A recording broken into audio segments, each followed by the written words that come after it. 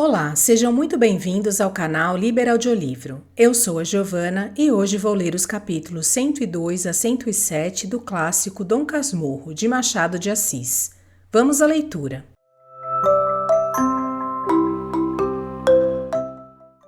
Capítulo 102 – De Casada. Imagina um relógio que só tivesse pêndulo sem mostrador, de maneira que não se vissem as horas escritas. O pêndulo iria de um lado para outro, mas nenhum sinal externo mostraria a marcha do tempo. Tal foi aquela semana da Tijuca. De quando em quando tornávamos ao passado e divertíamo-nos em relembrar as nossas tristezas e calamidades, mas isso mesmo era um modo de não sairmos de nós. Assim vivemos novamente a nossa longa espera de namorados, os anos da adolescência, a denúncia que está nos primeiros capítulos, e ríamos de José Dias, que conspirou a nossa desunião e acabou festejando o nosso consórcio. Uma ou outra vez falávamos em descer, mas as manhãs marcadas eram sempre de chuva ou de sol, e nós esperávamos um dia encoberto, que teimava em não vir. Não obstante, achei que Capitu estava um tanto impaciente por descer. Concordava em ficar, mas ia falando do pai e de minha mãe, da falta de notícias nossas, disto e daquilo, a ponto que nos arrufamos um pouco.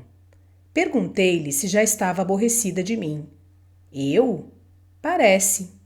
Você há de ser sempre criança, disse ela, fechando-me a cara entre as mãos e chegando muitos olhos aos meus. Então eu esperei tantos anos para aborrecer-me em 7 dias? Não, Bentinho. Digo isto porque é realmente assim. Creio que eles podem estar desejosos de ver-nos e imaginar alguma doença. E confesso, pela minha parte, que queria ver papai. Pois vamos amanhã. Não, há de ser com tempo encoberto, redarguiu rindo. Peguei-lhe no riso e na palavra, mas a impaciência continuou, e descemos com o sol.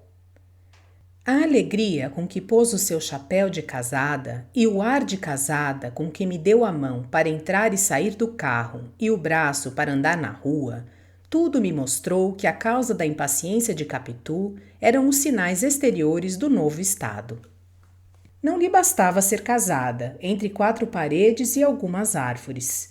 Precisava do resto do mundo também. E quando eu me vi embaixo, pisando as ruas com ela, parando, olhando, falando, sentia a mesma coisa. Inventava passeios para que me vissem, me confirmassem e me invejassem. Na rua, muitos voltavam a cabeça curiosos. Outros paravam, alguns perguntavam: quem são? E um sabido explicava: este é o doutor Santiago, que casou há dias com aquela moça, Dona Capitolina, depois de uma longa paixão de crianças. Moram na Glória, as famílias residem em Mata-Cavalos. E ambos os dois. É uma mocetona. Capítulo 103 – A felicidade tem boa alma. Mocetona é vulgar. José Dias achou melhor. Foi a única pessoa cá de baixo que nos visitou na Tijuca, levando abraços dos nossos e palavras suas, mas palavras que eram músicas verdadeiras. Não as ponho aqui para ir poupando papel, mas foram deliciosas. Um dia comparou-nos a aves criadas em 2 vãos de telhados contíguos. Imagina o resto, as aves emplumando as asas e subindo ao céu, e o céu agora mais largo para poder contê-las também. Nenhum de nós riu. Ambos escutávamos comovidos e convencidos, esquecendo tudo, desde a tarde de 1857. A felicidade tem boa alma. Capítulo 104 – As Pirâmides.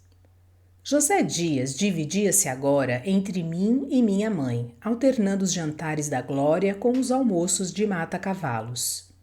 Tudo corria bem.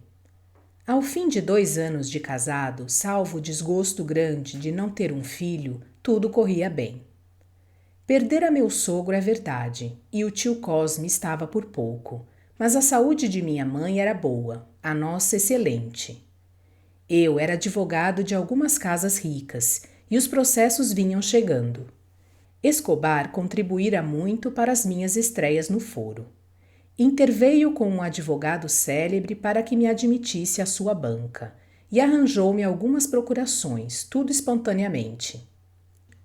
Demais, as nossas relações de família estavam previamente feitas. Sancha e Capitu continuavam depois de casadas a amizade da escola, Escobar e eu a do seminário.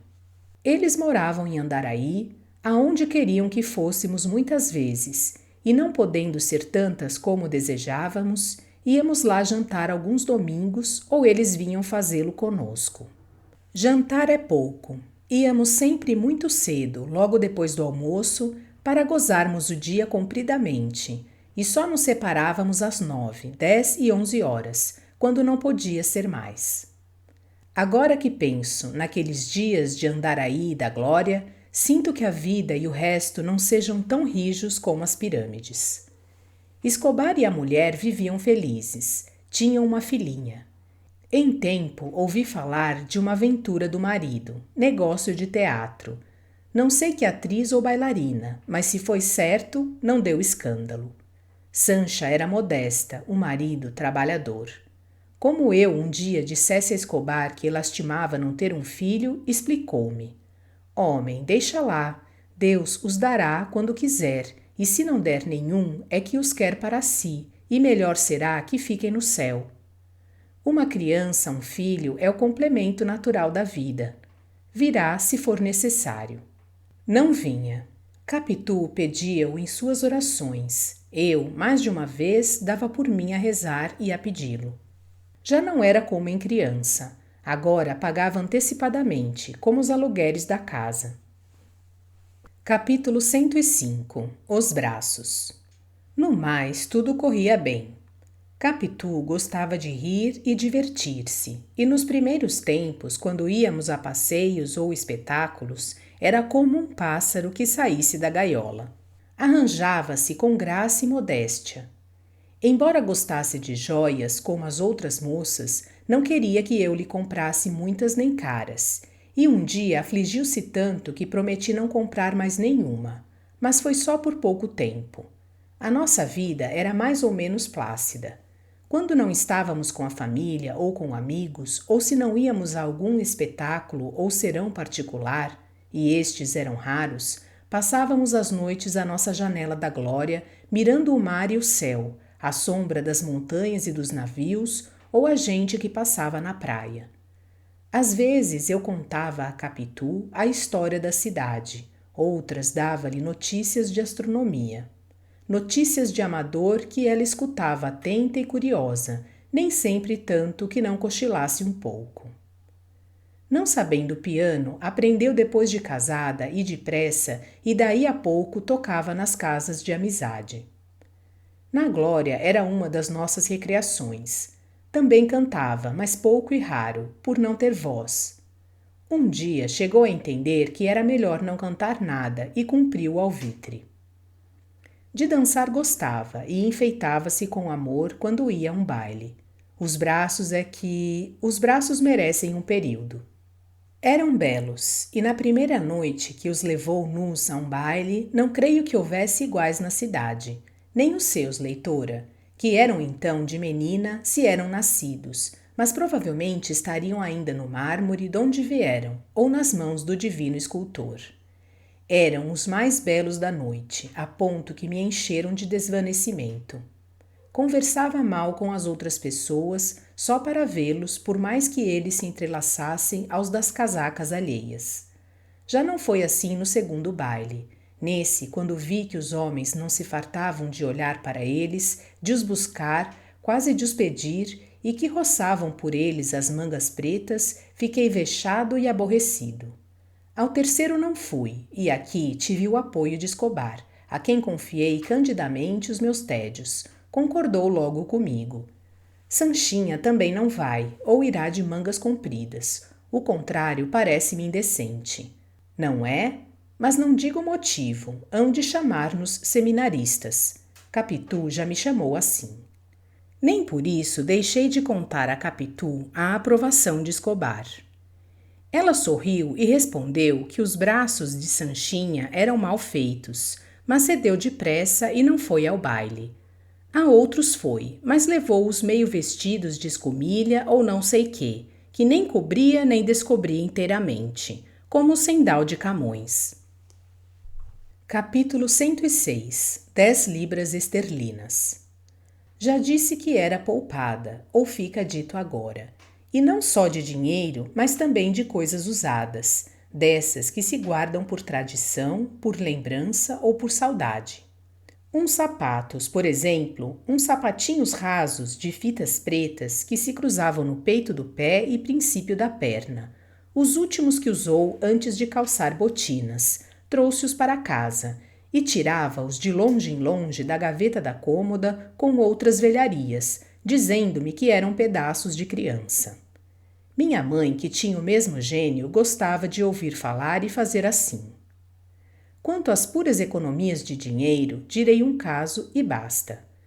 Foi justamente por ocasião de uma lição de astronomia, à Praia da Glória. Sabes que alguma vez a fiz cochilar um pouco. Uma noite perdeu-se em fitar o mar com tal força e concentração que me deu ciúmes. Você não me ouve, Capitu? Eu ouço perfeitamente. O que é que eu dizia?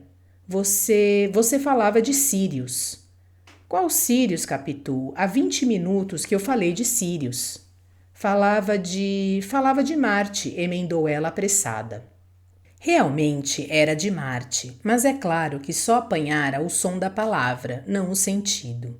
Fiquei sério e o ímpeto que me deu foi deixar a sala. Capitu, ao percebê-lo, fez-se a mais mimosa das criaturas.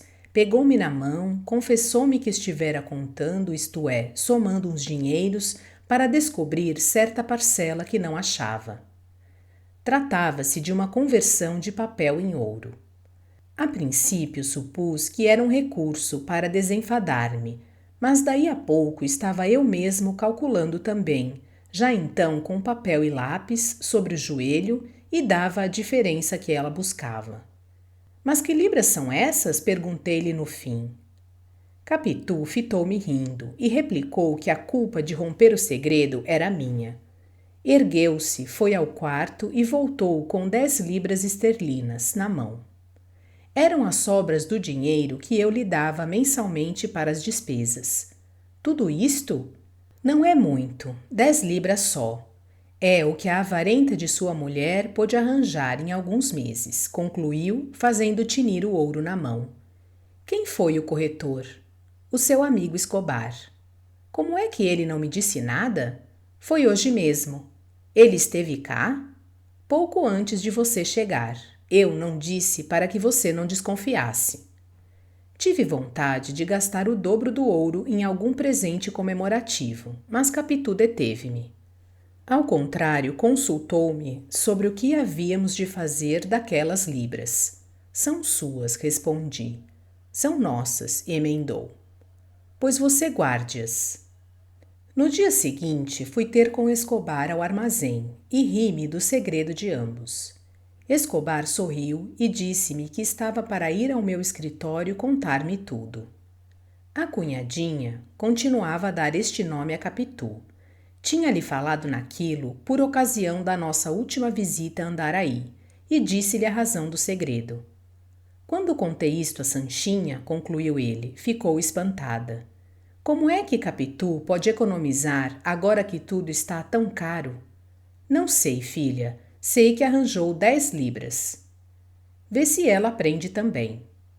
Não creio. Sanchinha não é gastadeira, mas também não é poupada. O que lhe dou chega, mas só chega. Eu, depois de alguns instantes de reflexão. Capitu é um anjo. Escobar concordou de cabeça, mas sem entusiasmo, como quem sentia não poder dizer o mesmo da mulher. Assim pensarias tu também. Tão certo é que as virtudes das pessoas próximas nos dão tal ou qual vaidade, orgulho ou consolação. Capítulo 107. Ciúmes do mar. Se não fosse a astronomia, não descobriria eu tão cedo as 10 libras de Capitu. Mas não é por isso que torno a ela. É para que não cuides que a vaidade de professor é que me fez padecer com a desatenção de Capitu e ter ciúmes do mar. Não, meu amigo. Venho explicar-te que tive tais ciúmes pelo que podia estar na cabeça de minha mulher, não fora ou acima dela. É sabido que as distrações de uma pessoa podem ser culpadas, metade culpadas, 1/3, 1/5, 1/10 de culpadas, pois que em matéria de culpa a graduação é infinita. A recordação de uns simples olhos basta para fixar outros que os recordem e se deleitem com a imaginação deles. Não é mister pecado efetivo e mortal, nem papel trocado, simples palavra, aceno, suspiro ou sinal ainda mais miúdo e leve.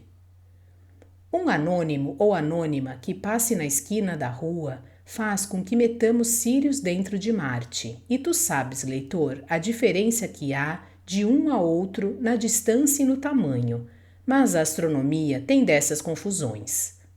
Foi isto que me fez empalidecer, calar e querer fugir da sala para voltar Deus sabe quando. Provavelmente 10 minutos depois. 10 minutos depois estaria eu outra vez na sala, ao piano ou à janela, continuando a lição interrompida. Marte está à distância de... tão pouco tempo? Sim, tão pouco tempo, 10 minutos. Os meus ciúmes eram intensos, mas curtos. Com pouco derrubaria tudo, mas com o mesmo pouco ou menos reconstruiria o céu, a terra e as estrelas. A verdade é que fiquei mais amigo de Capitu, se era possível. Ela ainda mais meiga, o ar mais brando, as noites mais claras e Deus mais Deus. E não foram propriamente as 10 libras esterlinas que fizeram isto, nem o sentimento de economia que revelavam e que eu conhecia, mas as cautelas que Capitu empregou para o fim de descobrir-me um dia o cuidado de todos os dias. Escobar também se me fez mais pegado ao coração.